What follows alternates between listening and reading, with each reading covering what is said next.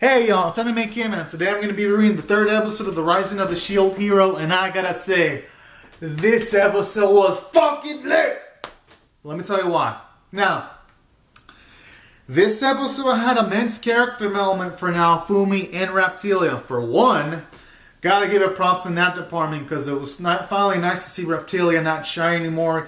You see her with some sass, and especially when she was telling Naofumi, if you don't care more about yourself, you could die in battle, kind of like gently teasing him and all that kind of stuff. And then the sequence where she's like, I don't want kids anymore, I'm not a kid anymore, I want the cheapest menu just like you, was also a sweet scene because she's picking up the habits of the individual she cares about, and she's older physically and she's more assertive. And I like how she isn't instantly used to killing monsters, because even after killing all those monsters, she did feel the weight of it.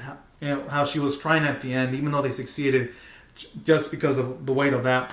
And I like how at the end you saw a smile from Naofumi and all of that. It was a heartfelt moment. All in all, those were great moments in this episode.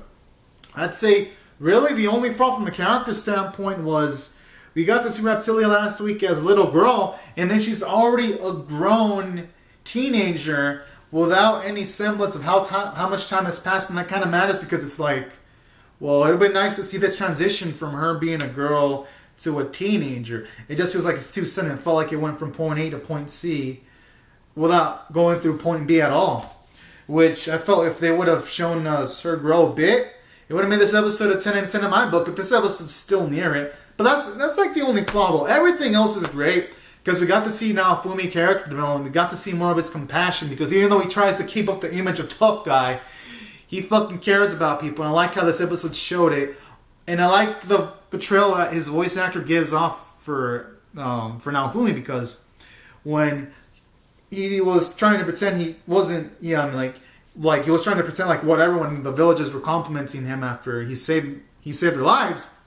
I like how even Reptilia noticed that he actually was grateful for it. He just didn't show it on the outside. And the actor portrayed that in this tone of voice. And that goes with character, because Naofumi, that was a great moment for him overall. Did him justice. It did Reptilia justice, even though I kind of rushed her. It did more good than bad, I gotta say. So all in all, those were good elements. From the character standpoint, this episode was great, just with that one minor flaw.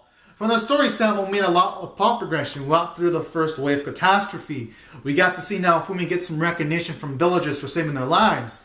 And from some of the knights, too.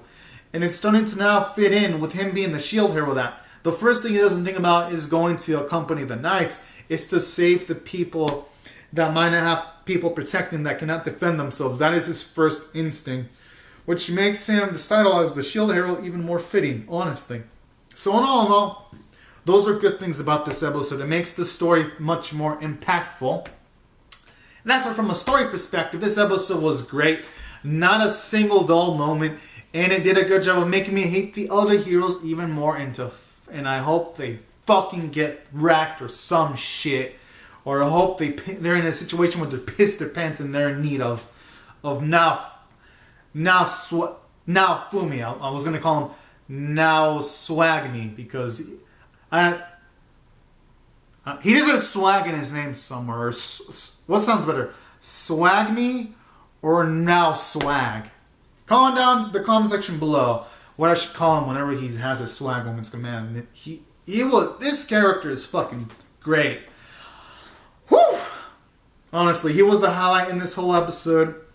And aside from that, the animation and art were on point. Frames were fluid. There was no still shots. I mean, there was a few instances where there was black and flashing lights. But that was just to portray Reptilia's speed. Most animes do that. It's to hide their lack of animation budget, or to hide the lack of animators they have available. But on this instance, so they actually use it to portray her speed, because they show the aftermath of her attacks.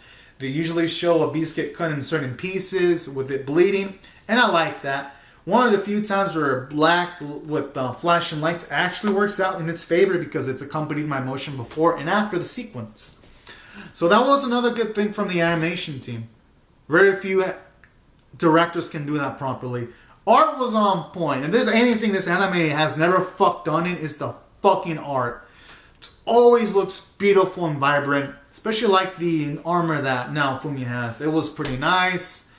And now, like this episode also introduces potential possible emotional conflict when one of the heroes tells Reptilia that, oh, there's rumors spreading about the hero, and the hero doesn't want to tell her about the whole rape accusation thing yet because he doesn't really know if Reptilia is going to believe him. And I kind of like that because there are situations where someone can react with telling the person the truth, and other times they wouldn't tell the person the truth. And I like either way, this anime has covered its bases. And in this instance, it kind of feels realistic because Naofumi still has to gain that trust in people again. He may want to save them, but he still needs to gain trust in people again. So I kind of like that. It opens the door for more Naofumi character development so that if the time comes where he has to explain it, that will make him a more open person if that time does come. Or it could lead to some fucking major, intense soap opera-like drama if one of the other knights reveals it's Reptilia. And that could test the relationship between Reptilia and Naofumi if she would still follow him, if she were to find out about the rape accusation. So all in all, this anime cannot go wrong whichever two routes it goes. And that's due to the writing staff to fucking set up the show in that well. So that's another positive thing about this episode. And that's why I think it's a resounding 9 out of 10. This episode was powerful. I'm eagerly anticipating the future episodes, and I'm pumped up. So anyways, guys and gals, these are my thoughts on the episode. Comment out your thoughts on the episode below in the comment section. Rate the video. Subscribe if you want to see more reviews and reactions. And I'll see you guys later. Subscribe for more. Alright, everyone. Thanks so much for watching. Bye-bye.